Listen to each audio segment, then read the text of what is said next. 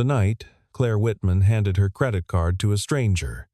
She never imagined it would change her life. It started as a joke at a charity gala in Boston, where wealthy donors gathered to outbid each other for causes they would forget by morning. When Daniel Brooks approached the registration table and was quietly turned away for lacking the minimum donation, Clare watched with the amusement of someone who had never been denied anything.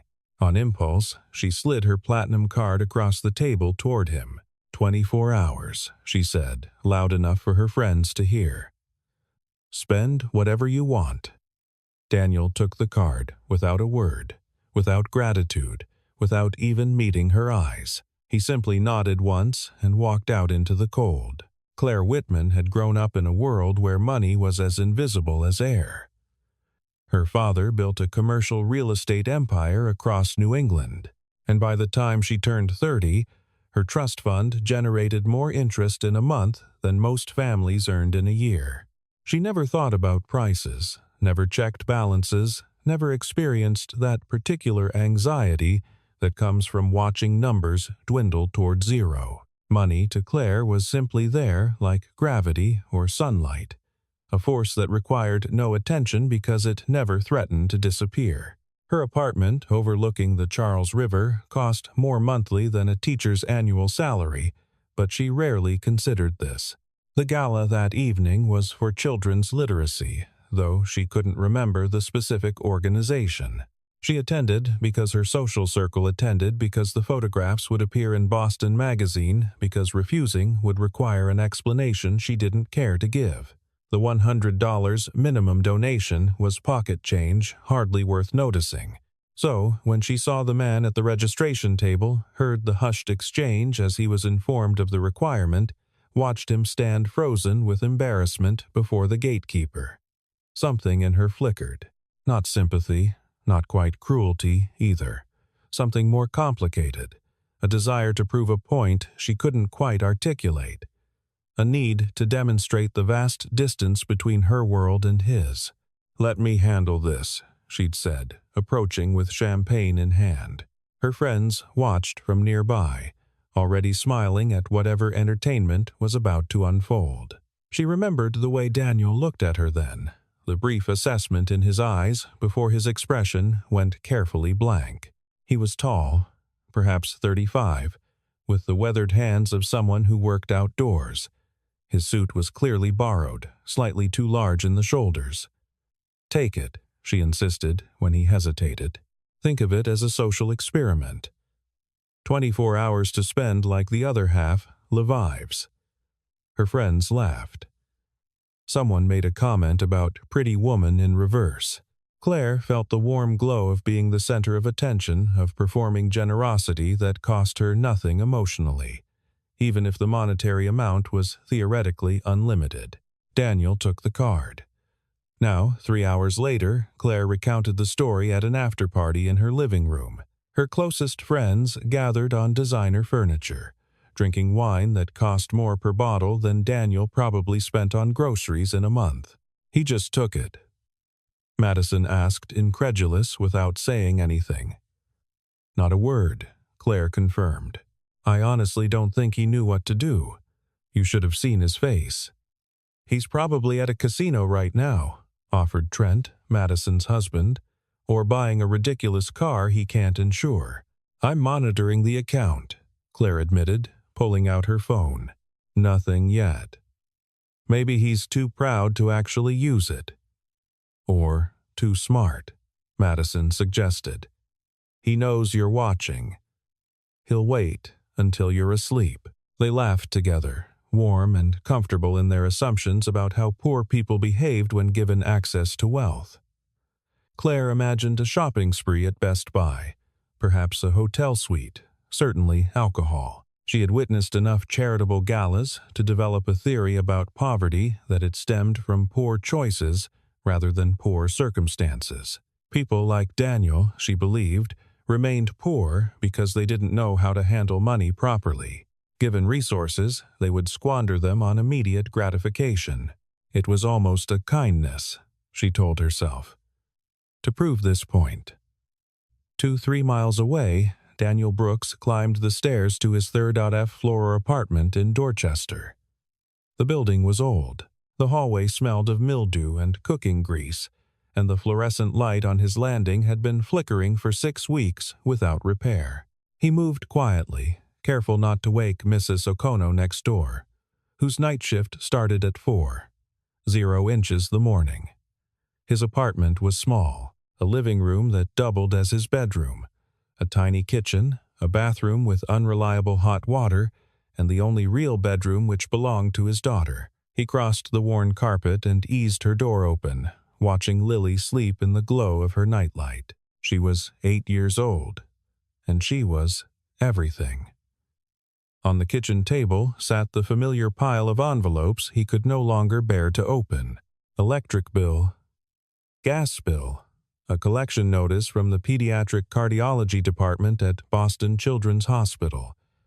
Another from a credit card he'd maxed out paying for Lily's first surgery 2 years ago. Rent 3 months overdue with an eviction notice buried somewhere in the stack. Daniel sat down and placed Claire's credit card in front of him. In the dim light of his kitchen, surrounded by evidence of everything he owed, he stared at the small rectangle of platinum plastic. She thought he would spend it on himself. He knew that's what she expected. What would confirm every assumption she'd made when she looked at him. She wanted a story to tell at parties, proof that people like him couldn't be trusted with resources. She wanted to be right. Daniel picked up the first envelope from the pile. Boston Children's Hospital.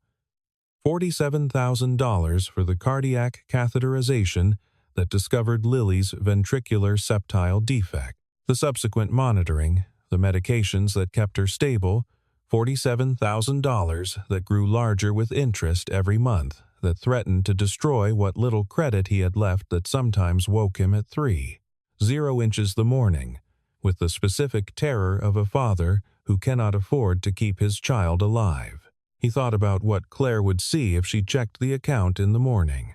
The notification appeared on Claire's phone at 7:15 while she was still in bed with a mild champagne headache. She almost dismissed it without looking, assuming it was another marketing email from her bank. But something made her tap the alert. Some curiosity about what the man from the gala had chosen to buy with his 24 hours of unlimited wealth. Boston Children's Hospital. $47,322. Music. Claire sat up, suddenly very awake. She read the transaction again, certain she was misunderstanding something. People didn't spend their windfall on hospital bills. People bought things, experiences, objects they could show off or consume. This made no sense. She checked for other transactions. There were none. Just this single massive payment to a children's hospital processed at 2:43 the morning while she slept in her riverside apartment surrounded by friends who had joked about casinos and luxury cars. Her first instinct was fraud. Someone had stolen the card from Daniel and was running some kind of medical billing scam, but that didn't make sense either. The payment had cleared, legitimate and traceable to an actual hospital for actual services rendered. She could see the account number, the patient billing department, the exact amount down to the penny. Claire opened her laptop and searched for information about what could possibly cost $47,000 at a children's hospital. The results made her stomach tighten. Cardiac surgery, cancer treatment, chronic illness management. The kinds of bills that arrived when something was seriously wrong with a child, when parents would pay anything to keep their sons and daughters alive. She thought about Daniel's face at the gala, the way he hadn't argued or pleaded, the borrowed suit, the weathered hands, the complete absence of reaction when she offered her card like it was a party trick. He had a sick child. He had a sick child and $47,000 in medical debt. And she had handed him her credit card as a joke. For the first time since the previous evening, Claire stopped smiling. Daniel woke to Lily's small hand on his shoulder. He had fallen asleep at the kitchen table again, his neck stiff, the pile of envelopes still spread before him. Morning light came weakly through the window, diffused by the grime no amount of cleaning could fully remove. "Daddy, you forgot to sleep in your bed," Lily observed with the matter-of-fact concern of a child who had learned to monitor her father's well-being. "I know, sweetheart. I was doing some work." She climbed onto his lap, careful as always not to exert herself too much. The doctors had explained that her heart condition required monitoring, that she shouldn't run or play too roughly, that stress could trigger complications.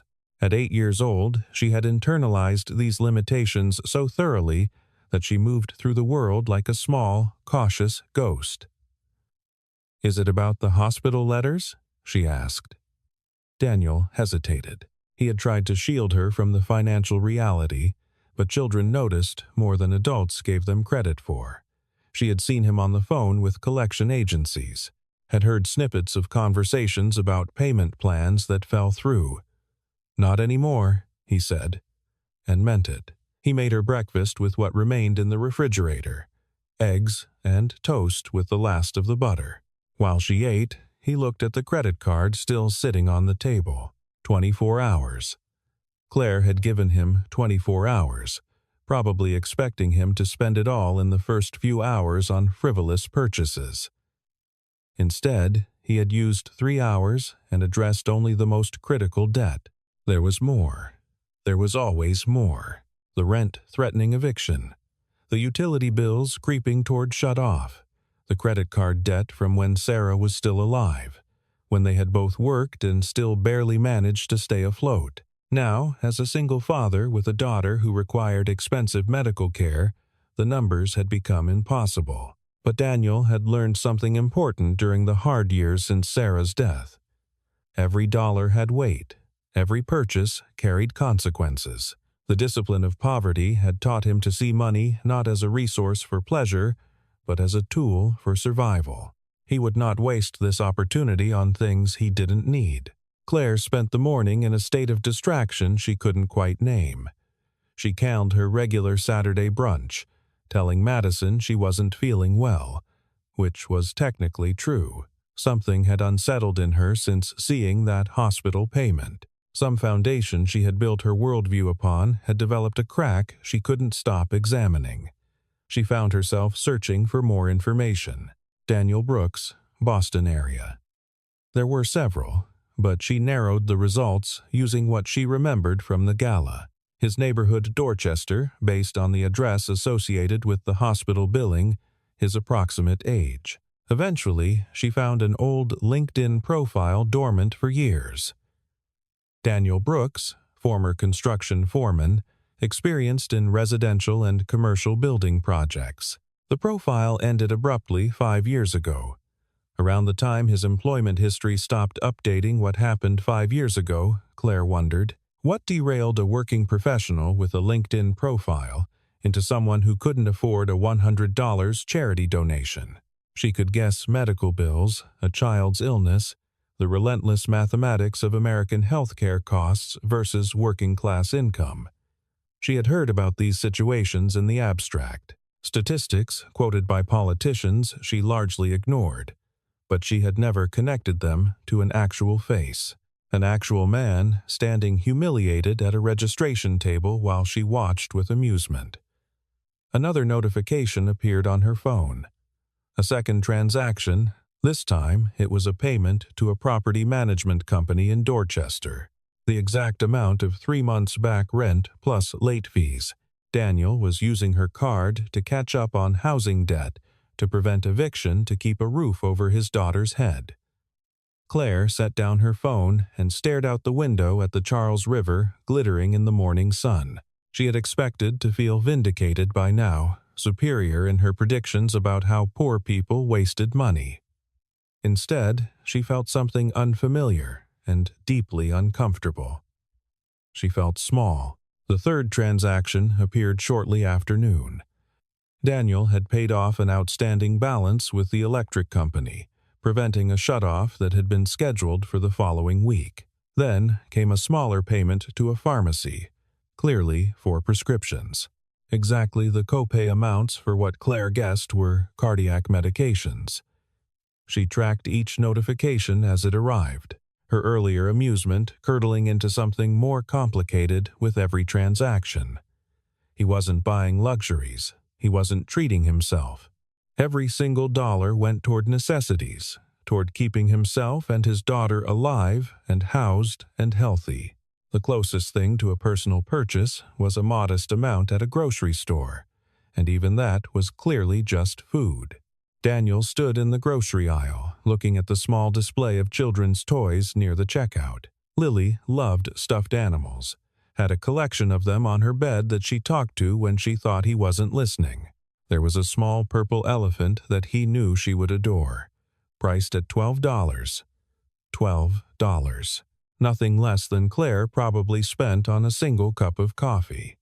But it wasn't his money. It wasn't even really money at all in the sense he understood it, the sense of something earned through labor and sacrifice. It was a joke, a game, a rich woman's whim. Using it for Lily's hospital bills felt justified because medical debt was a systemic cruelty, because no child should go without care due to cost.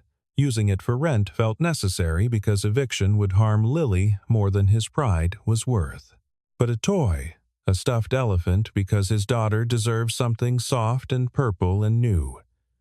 Daniel put the elephant back on the shelf. He paid for the groceries with the platinum card and left without looking back. Claire's phone rang at 3:47. She saw the number and recognized it as her bank's fraud department. Of course, the transactions were unusual enough to trigger their monitoring systems. A platinum cardholder suddenly paying off massive medical debt and back rent in low-income neighborhoods would naturally raise flags. "Miss Wittmann, this is David Chen from Account Security. We're seeing some unusual activity on your platinum card and wanted to verify these are authorized transactions." "I understand, but the pattern is quite atypical for your spending history. Large payments to a hospital, a property management company in Dorchester, various utilities. It appears someone may be using your card for bill payments rather than purchases. Are you certain this isn't fraud?" Claire almost laughed. The bank was confused because the transactions didn't match their algorithms for either legitimate spending or typical fraud. Daniel wasn't behaving like a thief or like a consumer. He was behaving like someone desperately trying to keep his family alive. "I gave the card to someone," she explained voluntarily. "It's a complicated situation." There was a pause. "You gave your platinum card to someone else to use? 24 hours as a sort of experiment." Another pause, longer this time. Claire could hear the judgment in the silence. "I see. Well, the transactions are authorized then, but I should mention that the spending has exceeded your typical monthly amount by a significant margin. Would you like me to place a limit or flag further purchases?" "No," Claire said. Let it continue. After she hung up, she found herself dialing another number, one she had obtained through means she preferred not to examine too closely. Hospital billing departments kept records. Records contained contact information. It had taken a few calls and some creative explanations, but she had Daniel's phone number. He answered on the third ring. "Hello, this is Clare Wittmann from the gala last night." Silence. "Then I know who you are," the bank called. They flagged the transactions as unusual. "I can explain what I've spent," Daniel said, his voice neither apologetic nor defensive. "I have receipts for everything: hospital, rent, utilities, prescriptions, groceries. I can document every dollar. That's not why I'm calling." Then why? Claire found she didn't have a ready answer. Why was she calling? To confirm her assumptions had been wrong, to assuage the discomfort that had been growing all day, to understand something about this man who had confounded her expectations so thoroughly. "I expected you to spend it differently," she finally admitted. "I know what you expected."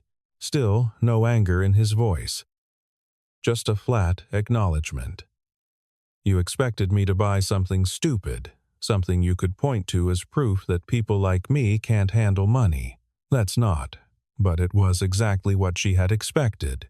She couldn't even finish the lie. I used it where it was needed, Daniel continued. For my daughter. For keeping us housed and fed and alive. That's what money is for. From where I stand, I don't know what it's for from where you stand. But that's not my problem. He didn't say it with accusation. He said it like a fact, like describing the weather or the color of the sky. Claire found his lack of resentment almost more damaging than anger would have been. He had already assessed her, found her worldview lacking, and moved on without needing her to change. Claire checked her watch. About 16 hours, then I have work to do. He hung up without saying goodbye. Claire couldn't stop thinking about the phone call. She replayed Daniel is less than Unc is greater than S words through the evening, each sentence landing differently as she examined it from new angles. That's what money is for. From where I stand, such a simple statement, yet it had unsettled something fundamental in her understanding. She had never thought about what money was for. She spent it on comfort, on convenience, on the social currency of appearing wealthy among the wealthy. Her apartment existed because she could afford it, not because she needed the space.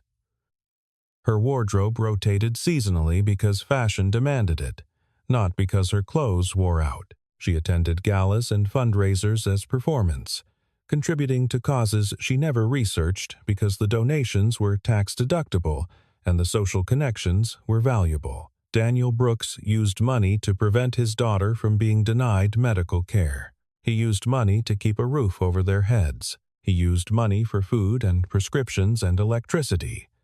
These were not choices in the way Claire's spending was choices. These were the bare necessities of survival, made impossible by circumstances he likely hadn't chosen. What had happened to his wife? The hospital bills suggested a sick child, but that didn't explain why Daniel was alone. Had she left when things got hard, died? Claire found herself constructing narratives, trying to understand the life that had led to that moment at the gala when a man in a borrowed suit was turned away for lacking $100. She decided she needed to see for herself. The drive to Dorchester took 40 minutes in Saturday evening traffic. Claire had never spent much time in this neighborhood, had passed through perhaps on the way to somewhere else, but never stopped to look. The streets were narrower than she expected, the buildings older. She parked her Mercedes a block from Daniel's address, conscious of how the car stood out among the aging sedans and practical vehicles that lined the street. His building was a 3-story walk-up, the kind of structure that had probably been modest, middle-class housing 60 years ago and had declined steadily since. The front steps needed repair. A handwritten sign on the door announced that the elevator was out of service, though Claire suspected it had been out of service for months, if not years. She didn't go in. She wasn't sure what she would say if confronted. Wasn't even certain what she was doing here.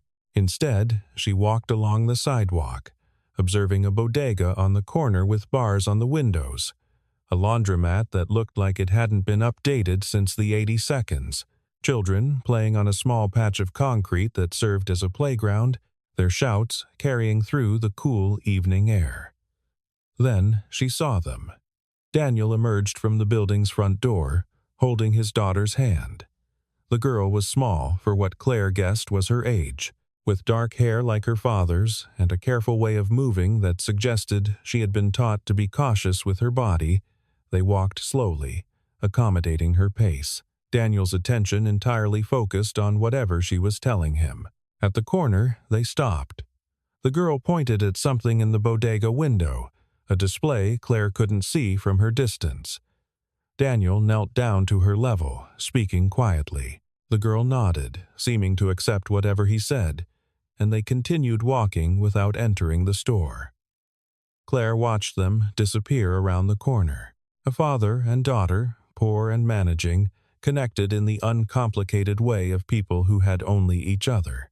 There was no drama in the scene, no moment of crisis, just ordinary life, ordinary love, ordinary struggle.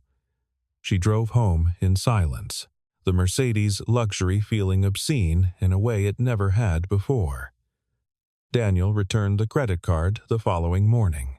Exactly 24 hours after he had received it, he came to Claire's building at the time he calculated the doorman would be changing shifts, hoping to slip in without being stopped. But Claire had left instructions, and he was directed to the elevator with surprising courtesy.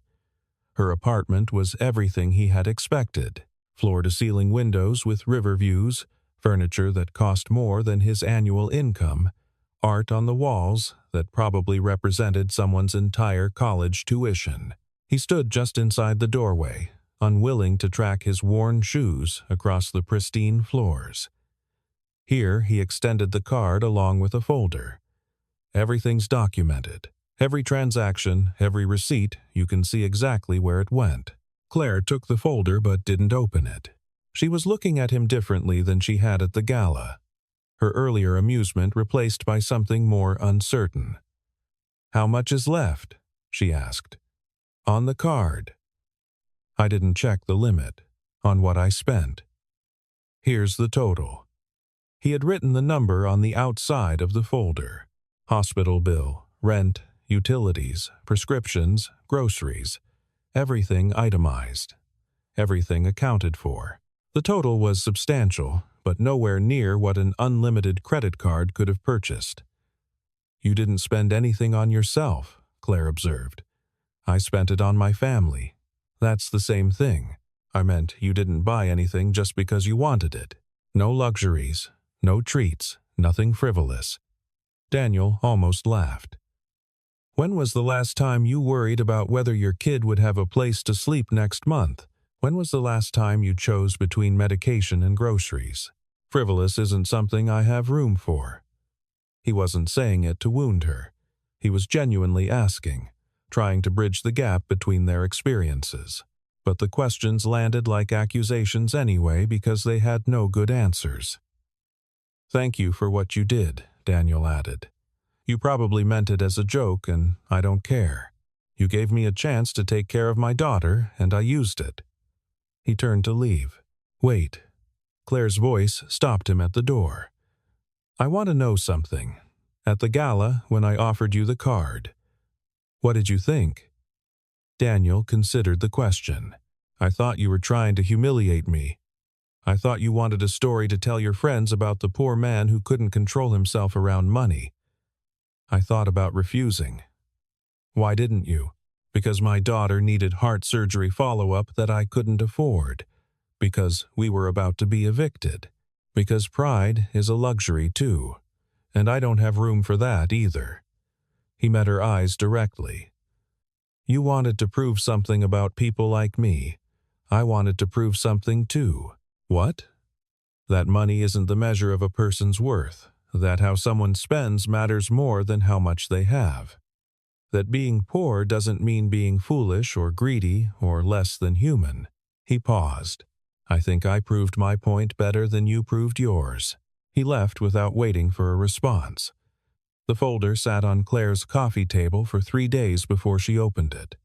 She wasn't sure why she delayed. Perhaps she was afraid of what the documentation would confirm. The meticulous accounting of a man who weighed every dollar against his daughter's survival. Perhaps she was simply avoiding the reckoning she knew was coming. When she finally looked, the contents were exactly what Daniel had described. A payment summary from Boston Children's Hospital showing the massive cardiac care balance now reduced to 0. A receipt from the property management company confirming 3 months of back rent plus fees. Utility statements showing accounts brought current. Pharmacy records for pediatric cardiac medications. A grocery receipt for eggs, bread, milk, vegetables, and modest amounts of chicken.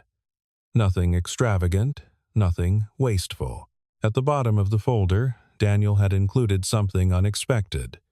A photograph of his daughter, printed on regular paper from a home printer. On the back, he had written, "Her name is Lily. She's 8. Her mother died during her second heart surgery. Thank you for helping keep her father out of medical debt long enough to watch her grow up." Claire stared at the words until they blurred. Lily's mother had died during heart surgery, the same surgery that created the debt Daniel couldn't pay. He had lost his wife trying to save their daughter, then spent years drowning in the bills while raising a sick child alone, and Claire had handed him her credit card as a joke. She had laughed with her friends about what frivolous things the poor man would waste money on. She had expected to feel superior, vindicated in her assumptions about poverty and character. Instead, she felt the specific shame of someone who had been fundamentally wrong about something important. The joke she had made at Daniel's expense was not funny. It had never been funny. She had risked a child's welfare for entertainment, and only Daniel's discipline had prevented disaster. What if he had been the person she expected? What if he had maxed her card on luxuries? She would have canceled it, pressed charges perhaps, confirmed every bias she held, and Lily would still be facing medical debt and eviction. Still one crisis away from catastrophe. The laugh she had shared with her friends at the gala echoed in her memory, distorted now into something ugly. She heard her own voice describing Daniel's face, speculating about casinos and bad choices. She saw the way her friends had nodded comfortable in their shared assumptions. She had been cruel, not violently, not intentionally, but in the careless way of people who have never needed to consider the weight of their words. She had treated a desperate father as entertainment and called it generosity. Claire understood now that money alone could not fix what she had broken. She could write checks all day and never address the fundamental failure of her own perception. Daniel didn't need her charity. He needed to be seen as what he actually was, a father who had sacrificed everything for his daughter, who had been offered unlimited resources and spent them on necessities, who had more financial discipline under pressure than Claire had ever needed to develop. She began to formulate a different approach. It took 2 weeks for Claire to arrange the meeting. She worked through intermediaries at first, not wanting to pressure Daniel into contact he might not want. She asked the hospital's billing department to pass along her information, then waited. When he finally called, his voice carried the weariness of someone expecting another humiliation. "I'm not interested in being your redemption project," he said before she could speak. "That's not what this is." "Then what?" Claire had rehearsed this conversation a dozen times, but the words felt inadequate now. "I made a mistake at the gala, not giving you the card. That turned out fine. But my reasons for doing it, the assumptions I made, the joke I thought I was telling, I know all that. You don't need to explain it to me. I'm explaining it to myself." She took a breath. "I spent my whole life thinking money was the only thing that separated me from people in your situation. That I was different because I had resources, smarter, somehow more deserving. Watching you spend those 24 hours taught me how wrong I was." Silence on the line then. And I want to offer you something. Not charity, a job." She explained the position she had created at her family's real estate development company. Not construction work, though that was part of it. A consulting role, leveraging his experience as a foreman to identify projects that could provide affordable housing, rehabilitation work for neglected buildings, partnerships with organizations serving families in situations like his. "The salary is fair market rate for someone with your experience," she said. "Benefits include comprehensive health coverage for you and your daughter. And there's flexibility built in for medical appointments, school events, whatever you need as a single parent." Another silence, longer this time. "Why? Because you were right.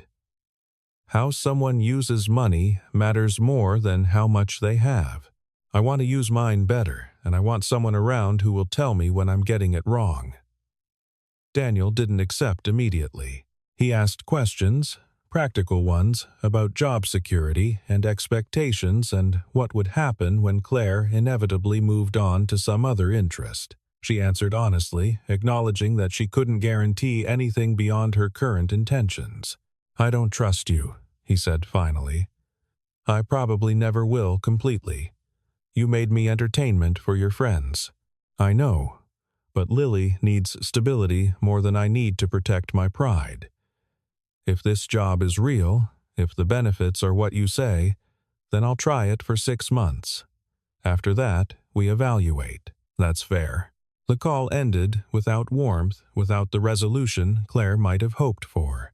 Daniel remained guarded, and she understood why. Trust, once damaged, rebuilt slowly, if at all. She had no right to expect forgiveness. But as she hung up, Claire felt something shift in her understanding of what the next years might hold. Not a redemption arc, not a heartwarming transformation. Something quieter, the slow, difficult work of proving through actions what words could never establish.